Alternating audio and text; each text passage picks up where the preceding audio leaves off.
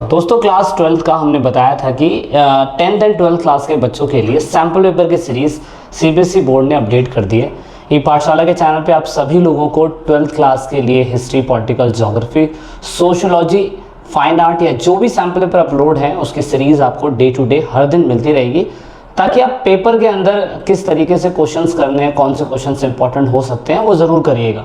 तो जैसा कि आप देख सकते हैं, मैंने पिछली क्लास में बताया था कि अगर आप सैम्पल पेपर पे जाएंगे, इस सैम्पल पेपर पे क्लिक करेंगे तो 2022 के हिसाब से बहुत सारी सीरीज इस बार अपलोड हुई है।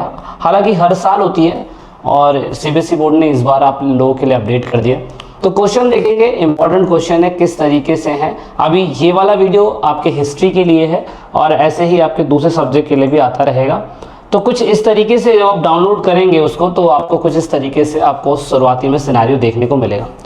हिस्ट्री के पेपर के अंदर जो इस बार एग्जाम के अंदर आने वाला है, ये सैम्पल फर्स्ट अगर एनसीईआरटी ने दिया है आप लोगों को और यहाँ पे सीबीएसई की वेबसाइट पे अपलोड हो रखा है, तो मेरे मायने में इनमें से क्वेश्चंस बहुत इंपॉर्टेंट हो सकते हैं जो आपके पेपर के लिए ज़रूरी होंगे। तो आइए थोड़ा सा डिस्कस करते हैं, समझते हैं पेपर में आपको कौन से क्वेश्चंस किस तरीके से अटेम्प्ट करने, क्योंकि 2 साल के कोरोना वायरस के बाद फाइनली अभी सीबीएसई के बच्चे जो हैं, जो 11th से 12th में गए हैं, वो नए तरीके से एग्जाम देने जा रहे हैं, लिखने जा रहे हैं 3 घंटे वाला, नहीं तो इससे पहले 1.5 घंटे वाला था। एमसीक्यू के बिहाफ पे पेपर होता था, लेकिन इस बार सीबीएसई बोर्ड ने थोड़ा सा चेंज करा है। क्या चेंज करा वो समझते हैं। सबसे पहले तो आप देख सकते हैं, थोड़ा सा मैं इसको बड़ा कर देता हूँ ताकि आपको थोड़ा सही दिखाई दे। ओके, तो आप देख सकते हैं सेक्शन टोटल कितने हैं, 1 2 3 एंड 4 एंड 5 सेक्शन है ABC। और यहाँ पे आप देख सकते हो 1 से लेके 21 मार्क तक, मतलब 1 से लेके 21 क्वेश्चन 1 मार्क्स के, 22 से लेके 27 तक 6 से 80 यानी कि 3 मार्क्स कैरी करेंगे। और उसके बाद क्या कहते हैं, 28 से 30 के बीच में जो क्वेश्चन है वो 8 मार्क्स कैरी करेंगे। और 31 और 32 सोर्स बेस्ड क्वेश्चन होगा। और ई वाला जो सेक्शन होगा, क्वेश्चन नंबर 34, वो आपका मैप बेस्ड क्वेश्चन होगा। जो क्वेश्चन आ रहे हैं वो 34 क्वेश्चन 3 घंटे में अटेंड कर दें। सुनने में बहुत अजीब सा लग रहा है, लेकिन 34 समथिंग ही हमारे 12th क्लास में 2011-12 के टाइम पीरियड पे इतनी क्वेश्चन आते थे। अब क्योंकि कम्प्लीटली सिलेबस नहीं है, जितना इस बार हो चुका है एग्जाम के अंदर उतना ही है। फाइनली मार्च में तो और भी सिलेबस बढ़ रहा है। तो अभी जितना है हम देख सकते हैं, सितंबर और अक्टूबर के अंदर केवीज के और गवर्नमेंट स्कूल के बच्चों के एग्जाम होते हैं। तो आई थिंक जो बच्चे हिस्ट्री कर रहे हैं उनके लिए पेपर बहुत इंपॉर्टेंट हो सकता है। पेपर बहुत लेंदी है, आप देख सकते हो, सारा का सारा पेपर है। मैं इनका सारा सोल्यूशन बताता रहूँगा आप सभी लोगों के लिए। तो हम यहाँ से शुरू करेंगे और पहला क्वेश्चन का आंसर आप देख सकते हो। यहाँ पे एक आपको लाइन दे रखी है और वो बता रखा है कि किस तरीके से एक ये सातवाहनों के बारे में इसमें एक्सप्लेन हो रहा है। इसमें 4 क्वेश्चंस आपको दिए हुए हैं कि गौतमीपुत्र श्री शतकर्णी, गौतमीपुत्र श्री सतकर्णी कुछ और है, ये विजय शतकर्णी है, ये गौतमीपुत्र सैमी श्री यना सतकर्णी। ज़्यादातर आपने नाम गौतमीपुत्र श्री शतकर्णी ही सुना हुआ है, तो इसलिए इसका आपका आंसर जो है वो आप क्या कर सकते थे, बी ऑप्शन टिक कर सकते थे। तो पहले क्वेश्चन का आंसर बहुत ईजी था। नेक्स्ट क्वेश्चन को अगर हम देखें, इसमें क्वेश्चन लिखा हुआ है, who among the following has issued the first gold coin. पहला गोल्ड कॉइन देने वाले कौन थे, 4 ऑप्शन, जिसमें से कुषाण सही आंसर है डी। सेकंड क्वेश्चन में इन्होंने हड़प्पन साइट्स को मैच करने के लिए बताया हुआ कि कौन से साइट किससे मैच करती है, किस किस चीजों के लिए क्या क्या चीजें। अगर आपको हो वाटर रिजर्वर कहाँ मिलता था, हिसाब से आप इसको अंदाजा लगा सकते थे। एक अगर सही हो जाता तो आपका आंसर सारा का सारा सही हो जाता। नेक्स्ट क्वेश्चन था, इसके अंदर ये पूछा हुआ था विच one of the following statement is correct explanation of endogamy.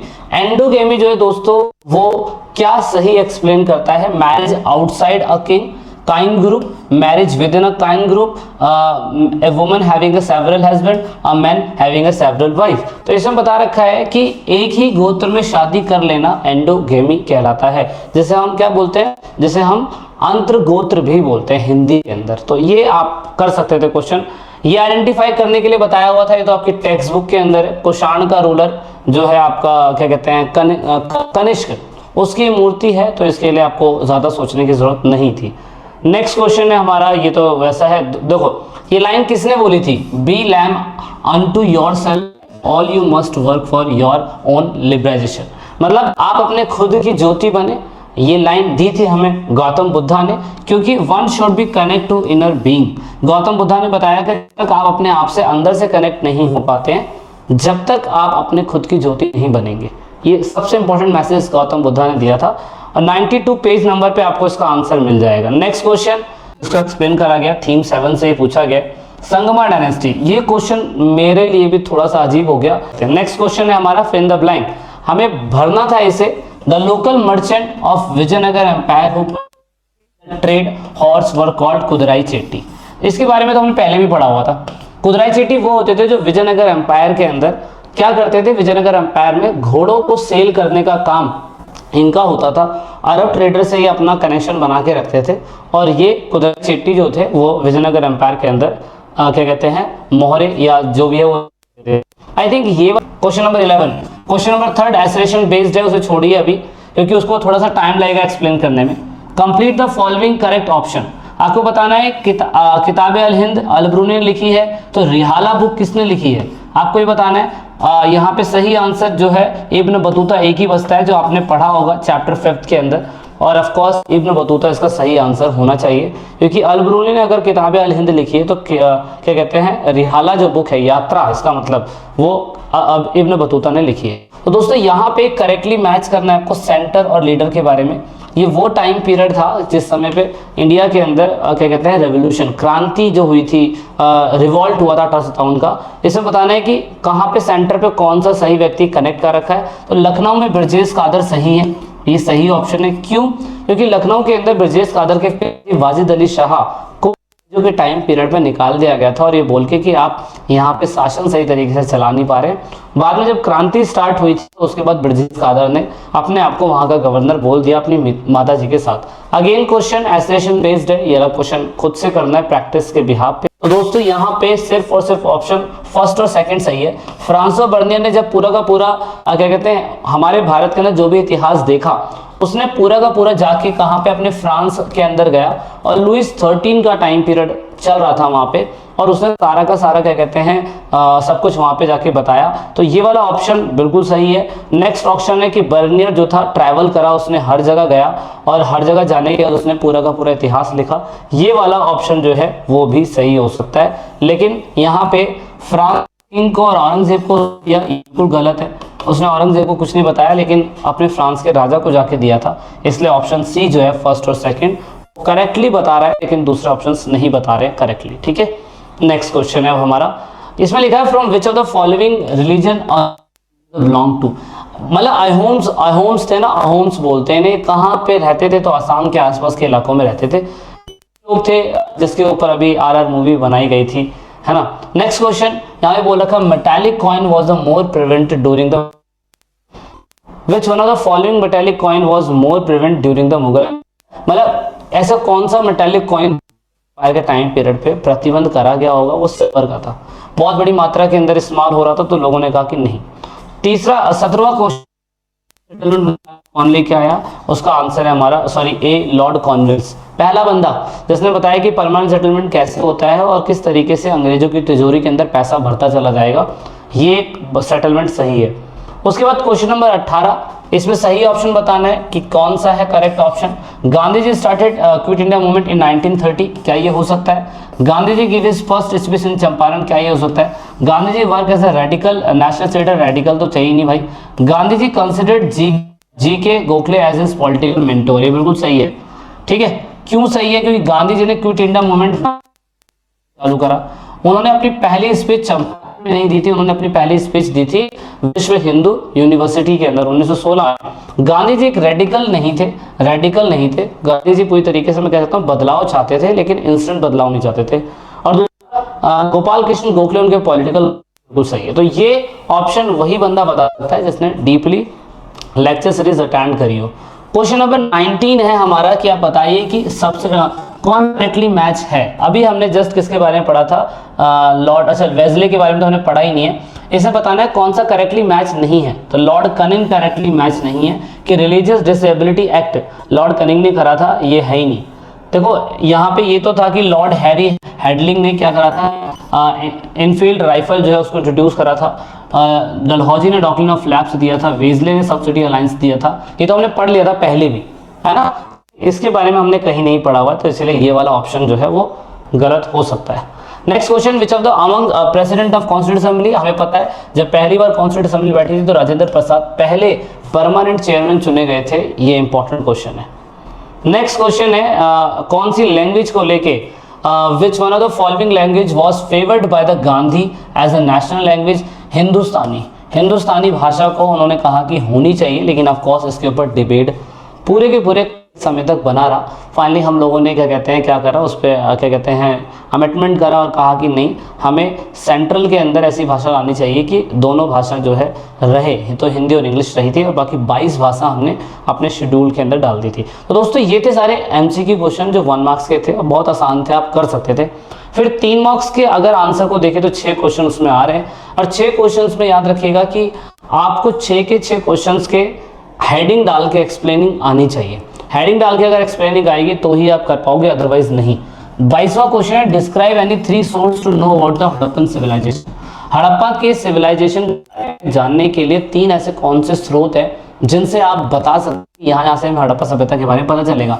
Number 1 मोहरे, नंबर 2 उनके द्वारा इस्तेमाल की गई अलग अलग चीजें, नंबर 3 माला, वजन, ब्लेड्स और इवन उनके द्वारा में की गई मोहरें। इस सारे स्रोत हैं वे बताते हैं कि इंडस वैली सिविलाइजेशन एग्जिस्ट करती होगी। नेक्स्ट क्वेश्चन, यहाँ पे ड्रेनेज सिस्टम का बताना है। 3 मार्क्स में क्वेश्चन पूछ लिया ये, तो 3 ही पॉइंट को डिस्क्राइब करने हैं। नेक्स्ट क्वेश्चन था 23, मगध सबसे पावरफुल क्यों है। ये तो मैंने अपने खुद की टेस्ट सीरीज के अंदर क्वेश्चन दिया हुआ है कि मगध पावरफुल इसलिए क्योंकि वहाँ पे एग्रीकल्चर अच्छा होता है। नंबर 1 वहाँ पे ट्रिब्यूटरीज गंगा और उसके ट्रिब्यूटरीज ऑफ कोर्स बहुत इंपॉर्टेंट है, जिससे चीपर ट्रांसपोर्ट हो जाता है। वहाँ पे आयरन माइन अच्छा था इसलिए वहाँ पे वेपन्स मिल जाते हैं। ऑफ कोर्स वहाँ पे जंगल है तो एलिफेंट बहुत बड़ी मात्रा में आर्मी के रूप में इस्तेमाल हो जाते हैं। तो ऐसे कोई पॉइंट अगर आप लिखें तो आपकी कहानी सेट हो जाएगी और आपको कोई दिक्कत नहीं होने वाली। अब क्वेश्चन नंबर 24 जो है वो इंपॉर्टेंट इसीलिए कि कार्ल मार्क्स ने जो थ्योरी दी थी प्रोडक्शन के ऊपर वो क्या थी। हालांकि जो थ्योरी इन्होंने दी वही थ्योरी फिर मॉन्टेस्क्यू ने अपनाई और फिर उसके बाद मतलब शुरुआती समय में तो मैं कह सकता हूं कि फ्रांसवा बर्नियर आए थे मुगलों के टाइम पीरियड पे, उन्होंने बताया कि किस तरीके से प्रोडक्शन जो है मुगल एम्पायर के अंडर में होता है। मॉन्टेस्क्यू ने उसके ऊपर स्टडी करा, देन कार्ल मार्क्स ने इस थ्योरी को बताने की कोशिश करी कि किस तरीके से मुगलों के टाइम पीरियड पर जो प्राइवेट प्रॉपर्टी था उसका लैक था, मतलब प्राइवेट प्रॉपर्टी होती नहीं थी और सारा का सारा प्रोडक्शन जो था वो जितना भी सरप्लस आता था वो स्टेट ओन कर लेता था। तो ये चीज़ पेपर के हिसाब से बहुत इंपॉर्टेंट हो सकती है, जो मुझे लगता है कि आपको इस क्वेश्चन के ऊपर फोकस करना चाहिए, क्योंकि बहुत सारे बच्चे सारे क्वेश्चन पे तो फोकस करते हैं लेकिन सिर्फ इसी क्वेश्चन के ऊपर वो छूट जाता है। तो इस पे ज़रूर देखने की कोशिश करिएगा। ये क्वेश्चन का आंसर कुछ इस हिसाब से बेस्ड है। इसमें यही बताने की कोशिश करी हुई है कि पूरा का पूरा सिस्टम ऐसा बनाया गया जहाँ पे मुगलों के हाथ में ही पूरा का पूरा प्रोडक्शन बना रहे। नेक्स्ट क्वेश्चन 25 जो बताता है, 25 ये बताता है कि आपको बताना है कि वाटर रिसोर्स विजयनगर एम्पायर के अंदर कैसा था। तो ये वाला क्वेश्चन तो बहुत आसान है कि वाटर रिसोर्स विजयनगर एम्पायर में कैसा था। क्यों ये क्वेश्चन आसान इसलिए क्योंकि उन्होंने किस तरीके से अपने वाटर रिजर्व को अच्छा करने के लिए तुंग भांगरा एक नदी है, तुंग भगरा बोलते हैं, बोल नहीं पा रहा मैं, कोई नहीं, वहाँ से नदी से किस तरीके से पानी के सिस्टम से पानी लेके आते थे और अपने पूरे साम्राज्य के अंदर एक बहुत बड़ा इन्होंने कमलापुरम टैंक बनाया हुआ था जो कहा जाता है कि अलब्रूनी के द्वारा डिज़ाइन करा गया था बहुत टाइम पहले, और उसमें पानी को रिजर्व करने का तरीका इन लोगों ने वहाँ पे अडॉप्ट किया हुआ था। तो इसके बारे में कुछ वहाँ पे इन लोगों ने डिस्क्राइब करने की कोशिश करी हुई है। The natural basin of Vijayanagar empire was found by the river of Tungabhadra, है ना। A number of stream flow down to the river of this rocky outcrops and the embankment were build along the stream and created the reservoir. मतलब naturally तो build up था ही और उसकी वजह से फिर क्या हुआ कि जो भी कुछ होता था वो सारा का सारा क्या कहते हैं नेचुरल पानी आता था, वहाँ पे उन्होंने रिजर्वर बनाया और वहाँ से फिर पानी स्टोर होना चालू हो गया। तो ये कमलापुरम टैंक आप देख सकते हो इंपॉर्टेंट है। और यही question one of the most prominent water work was Hiriya canal, और ये 1 मार्क्स क्वेश्चन में भी आपको पूछा हुआ। तो कोई भी 3 पॉइंट याद रखिएगा, आपको क्वेश्चन समझना जरूरी है, बाकी तो खैर कोई दिक्कत है नहीं।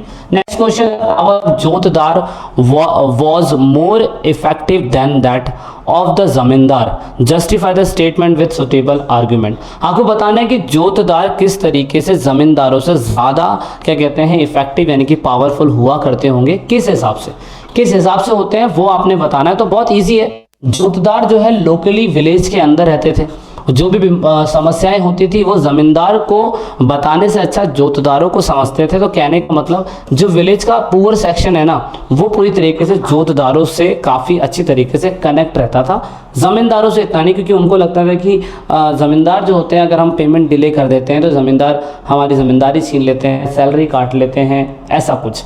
और भाई जैसे ही जोतदारों को लगता था कि ज़मींदारों की ज़मींदारी छीनने जा रही है, नीलाम होने जा रही है, तो जोतदार जानबूझ के आगे उनकी ज़मींदारियाँ खरीद भी लिया करते थे। तो बंगाल के कुछ ऐसे इलाकों के अंदर हमें ये देखने को मिलता है। ठीक है, तो इसका कुछ ऐसा आंसर बनता। ये वाला क्वेश्चन लास्ट ईयर भी आया था, इस ईयर भी आया हुआ है। Art and the literature helped in keeping alive the memory of 1857. Explain this with example from Indian perspective. मतलब आर्ट एंड लिटरेचर मदद करती है 1857 की कहानी को एक्सप्लेन करने के लिए। आप इंडियन के पर्सपेक्टिव से बताइए कि किस तरीके से। तो दोस्तों ये क्वेश्चन थोड़ा सा अलग क्यों पूछा, क्योंकि हमने ये देखा था कि जब ये जो एनसीईआरटी बुक लिखी गई है वो तो हमारे इंडियंस के द्वारा लिखी गई है, लेकिन हमने बहुत सारी ऐसी पिक्चर्स दिखाई है जिसमें अंग्रेजों ने हमारे इंडियन सोल्जर्स को बुरा दिखाने की कोशिश करी हुई है। लेकिन एनसीईआरटी ने पूछ लिया कि अब बताइए आर्ट और लिटरेचर के बिहाफ पे हमारा पर्सपेक्टिव किस तरीके से रहा होगा। तो हमने कोशिश करा कि हम सारे लीडर्स को हीरोइक फिगर में दिखाने की कोशिश करें, जैसे कि it help to resourcing the people, रिंगटोनियस एंड इंडिजीनियस, और उसके बाद against the oppressive imperial rule. मतलब हम दिखा रहे हैं कि किस तरीके से हमारे ऊपर कितना कुछ बुरा हुआ होगा, इसी वजह से क्या कहते हैं हमने उनके खिलाफ विद्रोह करा। तो ये हमने अपने आप को अच्छा ही दिखाने की कोशिश करी थी, इसलिए हमने जानबूझ के हमने रानी लक्ष्मीबाई को ऐसे प्रोटेक्ट करने की कोशिश करी कि वो एक बच्चा टांगे हुए है और घोड़े पे लड़ रही है। इवन फिर उस पर क्या कहते हैं हमने सुभद्रा कुमारी जो है चौहान, उन्होंने खूब लड़ी मर्दानी, वो तो झांसी वाली रानी थी, हमने ऐसा करा। हमने कई पिक्चरों में ऐसा दिखाया गया कि किस तरीके से हमारे इंडियन सोल्जर्स को बेचारों को बेरहमी से मारा गया, तोपों से उड़ा दिया गया, तो ये बिल्कुल बुरा था। तो ऐसे आप कुछ भी 3 पॉइंट उसमें एक्सप्लेन कर देंगे तो आपका काम हो जाएगा। अब यहाँ पे rumours and the prophecies play an important role in the 1857 revolt, ये बिल्कुल इंपॉर्टेंट था।